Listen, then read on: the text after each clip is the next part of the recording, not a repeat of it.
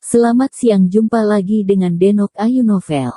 Bagaimana kabar sobat semua? Sebelum kita mulai cerita ini, ayo silakan subscribe, like, komen, share dan nyalakan loncengnya untuk mendapatkan notifikasi terbaru ketika Mimin upload videonya.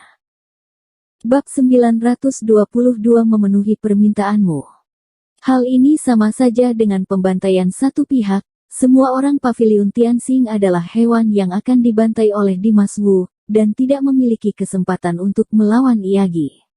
Atau mungkin bisa dibilang serangan balik mereka tidak ada gunanya karena beberapa serangga terbang ini adalah hewan aneh yang tidak akan mati. Mereka bisa memakan pikiran orang-orang tapi mereka tidak bisa mati. Mereka adalah hewan yang paling mengerikan.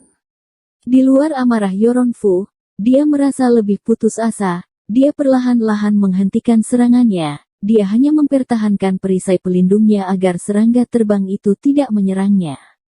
Dia untuk sementara waktu baik-baik saja, tapi pasukan Paviliun Tianxing yang terluka parah dan mati di sana dan dia tidak bisa membantu mereka sedikitpun benar-benar membuatnya kecewa dan putus asa. Hingga saat ini Yoronfu baru mengerti dengan seberapa akurat ramalan yang dikatakan pada saat itu. Hari ini adalah di mana ramalan itu berubah menjadi kenyataan. Paviliun Tianxing benar-benar sampai pada hari kiamat. Dilihat dari keadaan sekarang, semua orang Paviliun Tianxing cepat atau lambat pasti akan mati.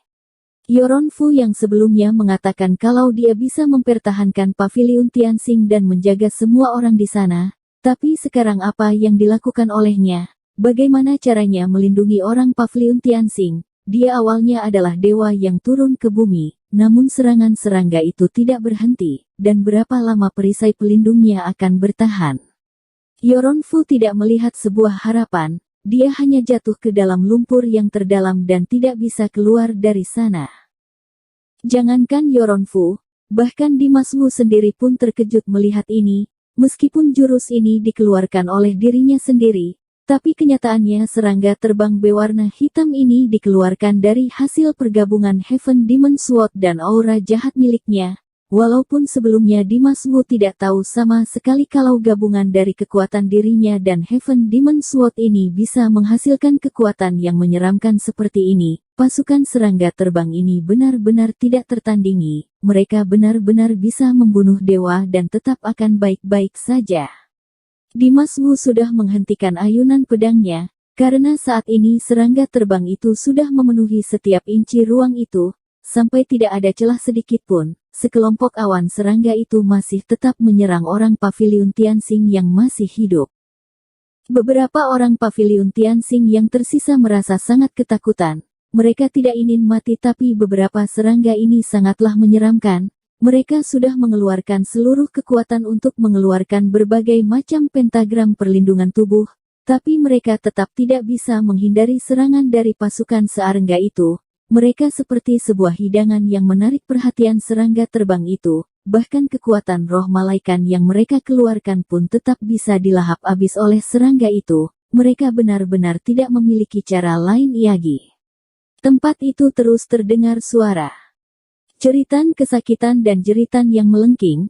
Mereka berada pada jurang yang mematikan dan sedang dimakan oleh dewa kematian. Mereka semua ini adalah sekelompok pasukan yang gagal. Jumlah mereka semakin sedikit. Ahli bela diri yang bisa bertahan dari serangan serangga ini tersisa sedikit saja. Aura kematian menyebar ke seluruh tempat, dan dunia gelap itu menjadi berantakan. Seiring berjalannya waktu, beberapa ahli bela diri senior pun sudah tidak bisa bertahan lagi. Demi menahan serangan dari serangga yang menyeramkan itu mereka sudah mengeluarkan semua kekuatan dalam tubuh mereka. Dalam keadaan yang buntu kekuatan dan pikiran mereka sudah dimakan oleh serangga itu. Meskipun tubuh mereka tidak terluka sedikitpun, tapi mereka tetap tidak bisa lepas dari kematian. Sebaliknya, beberapa serangga itu semakin berani untuk berperang. Mereka tidak takut untuk melawan dan menyerang, kekuatan mereka sangatlah kuat, meskipun ada beberapa serangga yang sedikit pusing setelah diserang, tapi dengan cepat mereka sadar kembali, lalu mulai berperang lagi. Taoti yang berada di samping tercengang melihatnya, meskipun dia juga berada di sana tapi serangga itu mengabaikannya, tidak menyakitinya dan bahkan dia mendekatinya sama sekali. Tempatnya berdiri sangatlah aman, jadi dia bisa menyaksikan serangan mematikan dari serangga itu dari samping. Pandangan ini tidak pernah dilihat oleh monster buas purba ini sebelumnya. Hal ini sangatlah jahat dan spektakuler. Taoti melihat ini membuat hatinya bergejolak kuat dan penuh semangat. Dia tidak merasakan kasihan dan simpati kepada beberapa orang Paviliun Tianxing yang cari mati ini. Dia hanya tahu beberapa orang ini adalah lalat yang menghalangi jalan mereka. Jadi menghabisi mereka sama saja membersihkan penghalang jalan mereka dan untuk menikmati kesuksesan mereka.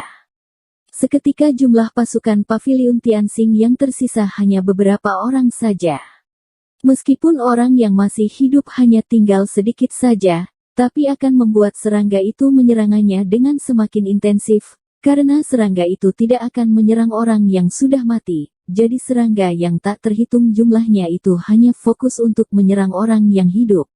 Serangga yang berada di sekitar tubuh Yoronfu lebih banyak, karena kekuatan yang dimilikinya lebih kuat, jadi bagi serangga itu dia adalah santapan makanan yang lezat. Mereka sangat rakus untuk melahap Yoronfu. Di bawah serangan kelompok serangga Iu, perisai pelindung Yoronfu bergetar hebat dan hampir runtuh. Yoronfu yang tenggelam pada rasa putus asa barulah merasakan dirinya sudah semakin dekat dengan kematian. Jika dia tidak memikirkan cara lagi, maka dia dengan cepat pasti akan mati. Yoronfu mulai merasa panik, sebuah ketakutan yang paling nyata dalam hidupnya adalah sebuah kematian. Dia tidak ingin mati, dia tidak bisa mati, dia berusaha untuk menyingkirkan pikiran buruknya dan memikirkan cara untuk melawannya. Setelah berpikir beberapa saat, Yoronfu kembali sadar, dia berusaha sekuat tenaga untuk mengeluarkan seluruh kekuatannya, lalu dia langsung mengeluarkan kedua tangannya. Duar. Tiba-tiba sebuah pusaran air berwarna hitam keluar dari tangannya. Pusaran air yang berpusar pada dirinya dengan cepat menyebar keluar. Yoronfu saat ini sedang membuka dunia pikirannya sendiri. Dia tahu bagaimanapun dia tetap tidak bisa mengatasi beberapa serangga ini. Dia hanya bisa kabur dari tempat yang dipenuhi dengan serangga ini. Dan membuka dunia pikirannya adalah satu-satunya cara agar dia bisa kabur dari sana. Saat ini Yoronfu baru sadar, apapun yang dilakukan olehnya dia tetap tidak bisa menyelamatkan orang Paviliun Tianxing. Paviliun Tianxing benar-benar sudah berakhir. Jika dia bisa menyelamatkan dirinya sendiri, itu adalah usaha paling besar yang bisa dilakukan olehnya. Jadi saat ini dia benar-benar berusaha sekuat tenaga untuk membuka dunia pikirannya sendiri. Ketika dunia pikiran itu sudah benar-benar terbuka, sebelum Yoronfu masuk ke dalam dunia pikiran, tiba-tiba dia berkata kepada Dimas Wu, jika kamu berani masuk kemari dan melakukan pertandingan terakhir denganku. Ini adalah keangkuhan terakhir yang bisa dilakukan oleh Yoronfu. Hari ini dia benar-benar gagal, dia tidak bisa mempertahankan Paviliun Tianxing, kehilangan banyak muridnya, mendapatkan penghinaan yang membuatnya kehilangan harga diri. Dia sekarang tidak memiliki apa-apa lagi. Dan semua ini disebabkan oleh Dimas Wu, maka dari itu dia akan berjuang mati-matian dengan Dimas Wu dan membuat perhitungan dengannya. Jika dia bermain terbuka dengannya, maka Yoronfu tidak merasa dirinya lebih lemah dari Dimas Wu. Dia hari ini bisa kalah seperti ini semuanya karena Dimas Wu melakukan pentagram ilusi terlebih dahulu. Lalu dia mengeluarkan beberapa serangga ini, membuatnya dari awal hingga akhir menjadi pasif dan tidak memiliki kesempatan untuk menyerang Dimas Wu. Tapi jika dia masuk ke dalam dunia pikirannya maka semua ini akan dikendalikan olehnya. Dia memiliki percaya diri kalau dia bisa membuat Dimas Wu kalah dan membalas dendam ini kepadanya. Dimas Wu mendengar kata-kata Yoronfu ini tidak merasa ragu sama sekali. Dia langsung berkata dengan tajam, kalau kamu mati seperti ini maka tidak ada artinya sama sekali. Karena kamu ingin bertarung denganku, maka aku akan memenuhi permintaanmu. Yoronfu masih belum mengatakan jawaban yang diinginkan oleh Dimas Wu, jadi Dimas Wu tentu saja tidak ingin mengakhiri pertempurannya begini saja. Setelah itu Dimas Wu memegang erat Heaven Demon Sword-nya. Melompat lalu tubuhnya berubah menjadi petir dan langsung masuk ke dunia pikiran Yoronfu. Bersambung. Terima kasih kepada kalian yang telah menonton video ini. Jangan lupa tekan tombol subscribe-nya dan nyalakan notifikasinya untuk mendapatkan video-video seru lainnya dari Denok Ayu Novel.